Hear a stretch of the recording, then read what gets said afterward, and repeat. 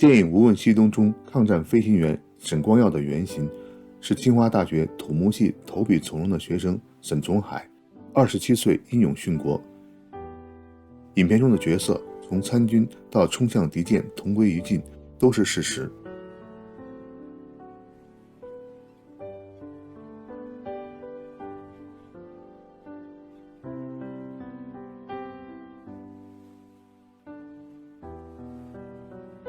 沈光耀还有个昵称晃晃，来自他假期给孩子们投放食品，而这个原型则是一位美国飞行员盖尔·哈沃森上校。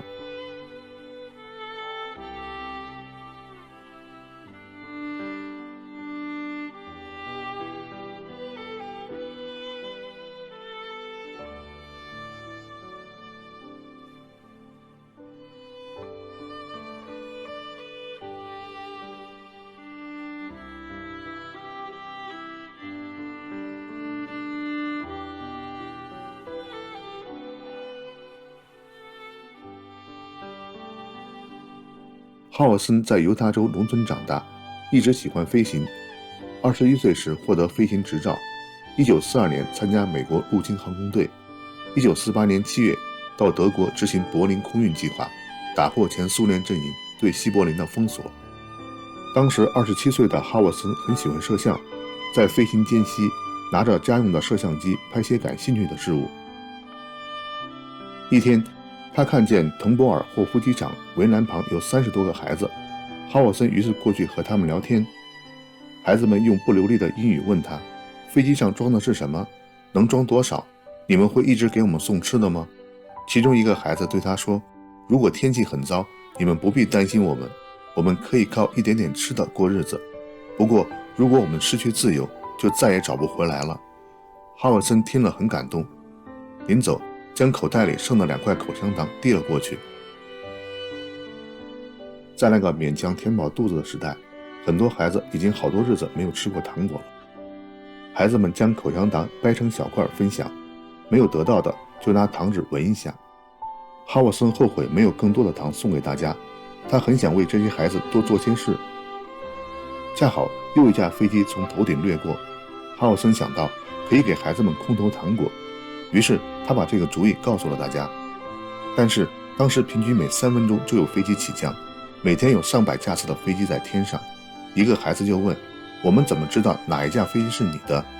哈沃森灵机一动说，降落时我会摇晃飞机的翅膀，你们看见晃翅膀的飞机应该就是我。摇晃机翼是1941年哈沃森拿到飞行执照那天为父母表演的动作。那天晚上，哈沃森和同机组的同事将配给的口香糖、巧克力集中在一起。为了不伤到地面的孩子，哈沃森用手绢做了3个小降落伞。他们的第一次空投很成功，机组人员看到地面的孩子向他们的飞机兴奋地挥手。于是滕博尔霍夫机场围栏外盼望哈沃森飞机的孩子越来越多，参加的飞行员也越来越多。哈沃森的上司发现后认为这是违反军纪的行为，准备加以处罚，而柏林空运的最高指挥官威廉·特纳将军知道后立刻认为这是一件好事，并下令大力推广。因为整个柏林空运被美军称为维特尔斯行动，特纳将军决定将向孩子投放糖果的行动称为小维特尔斯行动，并任命哈沃森为行动总指挥。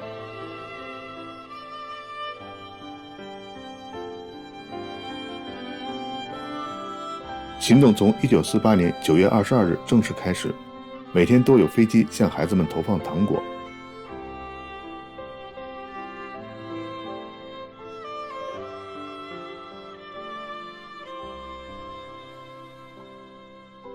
特纳将军也是在2战中指挥著名驼峰航线的最高指挥官，他曾亲自驾驶飞机，多次为航线探路。哈沃森他们空投糖果的消息也传到了美国国内，糖果厂家开始踊跃捐助巧克力和孩子们的食品，美国各地的学校也组织捐助，同时安排孩子们做小降落伞。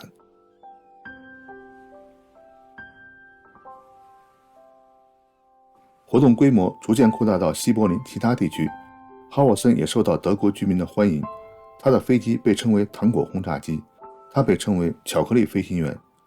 飞行员还收到上百封孩子的感谢信，其中有个孩子给哈里森的信写道：亲爱的天堂来的叔叔，这里将我家的位置在地图上告诉您，当飞过运河上第2座大桥，向右拐到第1个街区，街区角上的房子就是我家，我会每天下午2点在后院等您，麻烦你把巧克力空投到那里。从1948年9月到1949年5月，小维特尔斯行动共投放了超过25万个小降落伞，23吨的糖果，成为美军最成功的一次形象公关，改变了西德人对暂时敌方的印象，也缓和了驻军在当地的关系。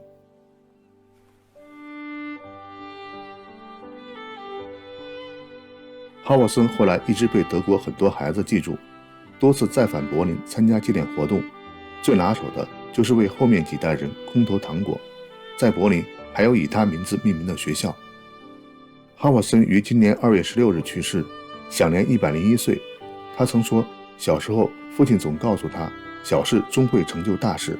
整个小维特尔斯行动就是从2块口香糖开始的。8年前，哈沃森92岁时参加了教会唱诗班的圣诞音乐会，著名的 NBC 主持人在圣诞之夜再次和大家回顾了哈沃森的温暖故事。Ladies and gentlemen, please welcome the candy bomber himself, Colonel Gale Hal Halverson, now 92 years young.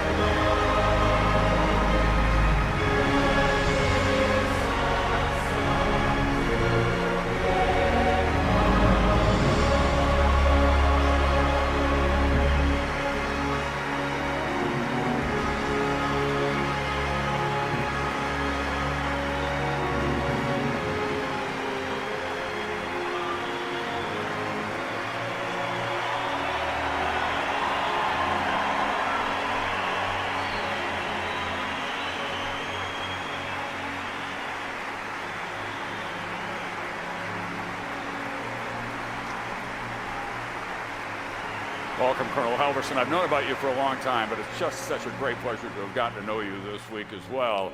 And what a lot of people don't realize is that you went on to become the commander of Tempelhof Air Base. You served in uniform for many more years, and you've been an ambassador of goodwill around the world. We thought it only fitting that we should give you 2 sticks of gum because they changed your life and the lives of so many. Well, thank you, Tom. This little gift changed my life forever. Thank you very much. And you're wearing the same flight suit. 达克做这期视频的时候，2022年飘雪的白色圣诞又到了。今年我们教会的孩子们也从小事做起，搜集到了100个圣诞礼物鞋盒，通过撒玛利亚救援会送到贫困或者战乱地区的孩子们手中。这项从一个偶然电话启动的项目，如今已成为北美很多孩子每年圣诞参与的活动。1993年，撒玛利亚救援会的主席富兰克林·格雷厄姆接到一个来自苏格兰的电话，问他是否可以为饱受战争之苦的波斯尼亚孩子们准备一点圣诞礼物。格雷厄姆立刻答应下来，不过此时离圣诞节还有几个月时间，他也就忘了。等圣诞临近，别人提醒时，格雷厄姆倒有些慌了，于是联系好友夏洛特加尔瓦略教堂的牧师罗德斯，看他是否可以帮忙。罗德斯牧师不久后的一个周日，向教会的会员提议并演示了如何准备一个给孩子的鞋盒礼物，并鼓励大家附上一封信。几周之内，教堂的走廊上摆满了11000个装满礼物的鞋盒。其他一些教会也参与了那次活动。最终1993年圣诞节，巴尔干地区的孩子共收到了23000个鞋盒礼物。罗德斯牧师说，通过这些礼物向孩子们和他们的家人传达了天使对牧羊人所说的关于耶稣诞生的信息。我报给你们大喜的消息是关乎万民的。截止2021年，全球170个国家和地区的1.9亿孩子收到过圣诞礼物鞋盒。哈沃森遵循的小事终会成就大事，再次给孩子们带来了永远难忘的温馨一刻。